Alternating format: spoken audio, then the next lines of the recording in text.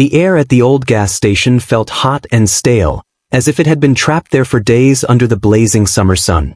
Emily Carter stood next to pump number 4, her light blue cotton top sticking to her back with sweat, a dull ache pulsing behind her temples from another night of worry. The last thing she needed was any more problems. Rent was overdue, her second job at the diner barely kept the lights on, and her mother's medication consumed every spare dollar she scraped together. She was just fishing her last $20 bill from her pocket, about to pay for a half tank to get through the week, when a rough voice snapped her attention sideways. "Look, man," growled a tall biker with arms like tree trunks and tattoos crawling up to his neck. "I told you I left my wallet at the shop. Just put a gallon in. I'll come back." His leather vest, clearly marked with the emblem of the Iron Wolves, looked worn and battle-scarred. His hair, tied in a loose ponytail, blew in the faint breeze, and a heavy scowl pulled his features into a tight knot. The gas station attendant, a clean-cut kid named Jake, stood stiff as a lamppost. "No pay, no pump," Jake repeated sharply. "Company rules." "Sorry." The biker's jaw clenched. He looked ready to break the pump in half. But something in his eyes stopped Emily cold. It wasn't rage. It was frustration. Embarrassment. The look of someone backed into a corner, humiliated, maybe even ashamed. Emily could have stayed out of it. No one would blame her. An iron wolf. She should be running the other way. But her father, God rest him, always taught her to look for the person, not the label. She stepped closer, swallowing the tightness in her throat. "I can cover it," she told Jake. Both men turned to look at her. The biker's eyes went wide, sharp blue but somehow vulnerable. Jake frowned. "Man," Emily nodded, handing over her 20. "Put 20 in his tank." The biker held up a hand, baffled. "Lady, you don't even know me." Emily gave a small, tired smile. "You look like you need a break." "It's just gas." Jake hesitated, then sighed and took the bill. He set the pump to flow, and the biker exhaled a slow breath as if trying to steady himself. When the tank clicked full, he stepped forward, towering over Emily. "Name's Ryan," he said gruffly. "Emily," she replied. Ryan searched her face, looking for a catch or a scam, but found none. Just a woman barely getting by who still chose to help him. He nodded once deeply. "You're a rare one, Emily," he rasped, then kicked his bike alive with a deafening roar, throwing her a final look over his shoulder as he rode off toward the highway. Emily sighed, her hands shaking a little. That 20 was supposed to keep her car running all week, but her heart felt light. Maybe that was worth more. The next day came like any other. Emily worked a morning shift at the diner, cleaned her mother's bandages, and tried to hold her life together by threads. Just as she started prepping dinner, rice and a can of beans, a strange noise rattled the window. It was a deep rumble, heavy, growing closer. Her pulse spiked. She stepped to the window and froze. Motorcycles, dozens of them. Big Harleys lined the block. Engines idling. Leather vests everywhere. The Iron Wolves' patches blazed like flags. Men and women sat on their bikes, silent, staring at her house. Emily nearly dropped the spoon from her hand. "Mama," she called, "stay inside." The front door rattled with a knock so heavy it nearly shook the hinges. Emily forced herself to open it. There in the dusk light stood Ryan, the biker from yesterday, looking even bigger on foot than she remembered. "Emily," he rumbled, voice steady but serious. "Can we come in?" She swallowed, nodded, and stepped back. Ryan lifted a hand and signaled to the rest. One by one, bikers climbed off their Harleys, carrying boxes, tools, bags of food. Emily stood there, stunned as they filed into her small yard. Ryan gestured toward the peeling paint on her house, the sagging gutter, the loose front step. "You helped me when no one else would," he told her. "Our family doesn't forget that." She blinked, speechless. In a practiced rhythm, the crew got to work. One fixed the loose boards on her porch. Another patched the leaking pipe by the side of the house. Two more scraped old paint and repainted the faded siding. A woman in braids wearing a smaller Iron Wolves patch handed Emily a box of fresh groceries, eggs, milk, vegetables, even chicken, things she hadn't been able to afford for weeks. Tears stung behind her eyes. "I can't pay you for this," she stammered. Ryan shook his head, his face softening. "You already did. You saw me as a person. That's enough." A biker named Jack knelt next to her old garden hose and reattached it, then started watering the dusty flower beds. Another young prospect took out Emily's trash.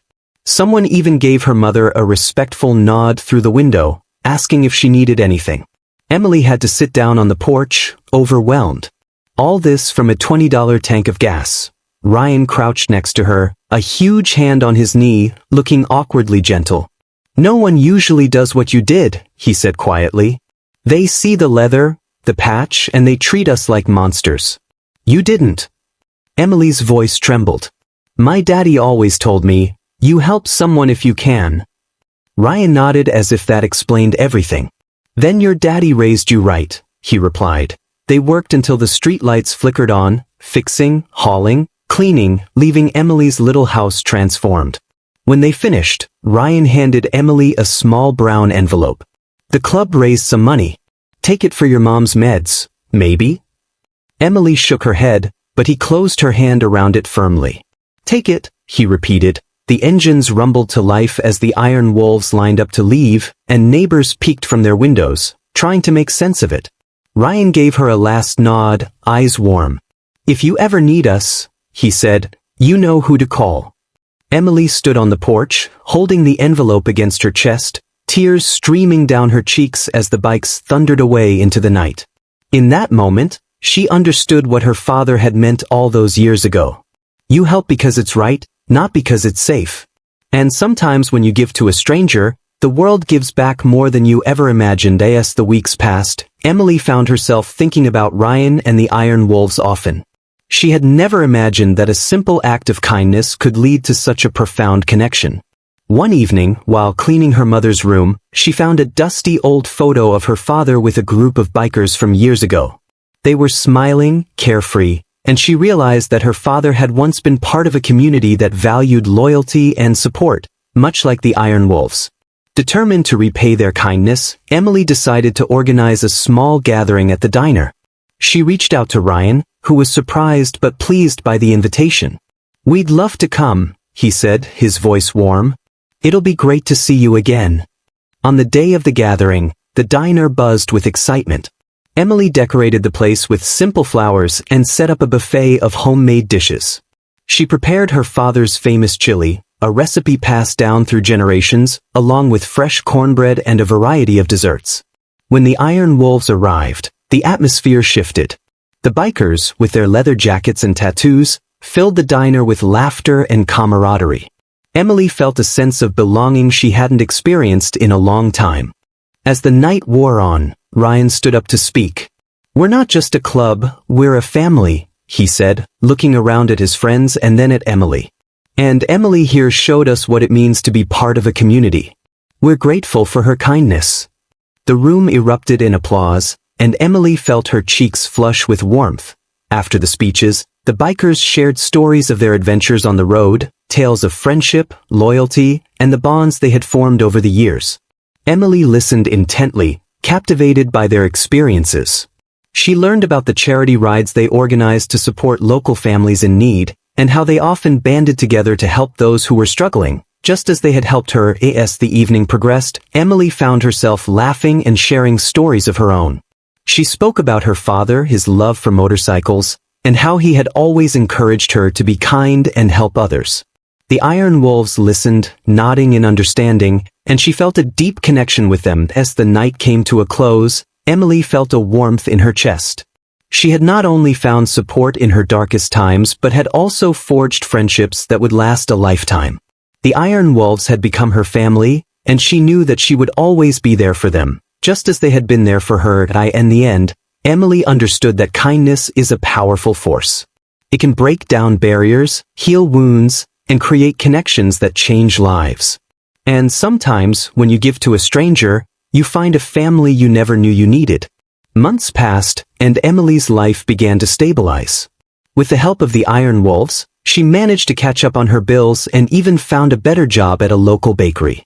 The bikers continued to support her, showing up at the diner regularly, sharing meals, and offering their friendship. They became a constant presence in her life, and she cherished every moment spent with them. One day, Ryan approached Emily with a serious expression.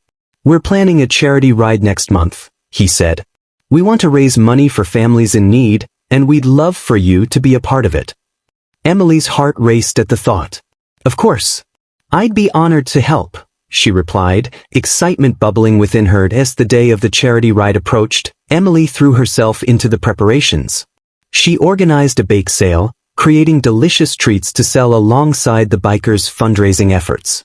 The community rallied around the event, and soon, the small town was buzzing with anticipation. On the day of the ride, the sun shone brightly, and the air was filled with the roar of motorcycles.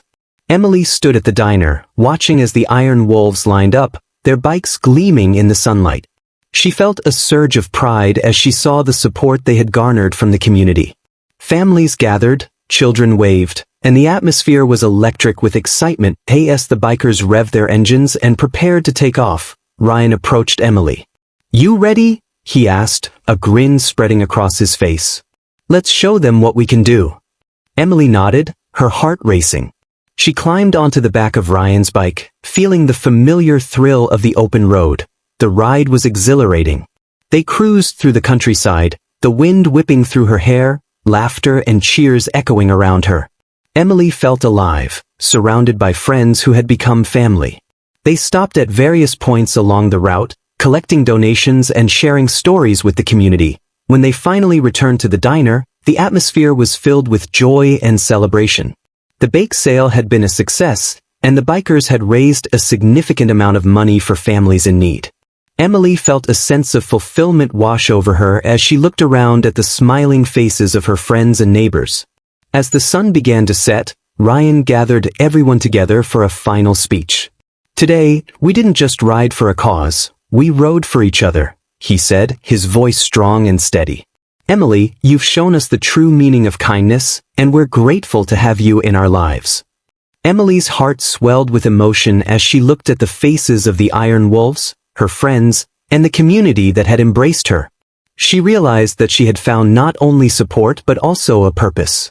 She was part of something bigger than herself, a family that valued compassion and connection. In that moment, Emily understood that kindness is a powerful force that can change lives. It can create bonds that last a lifetime and inspire others to pay it forward. And sometimes, when you give to a stranger, you find a family you never knew you needed. As the stars began to twinkle in the night sky, Emily felt a sense of peace wash over her.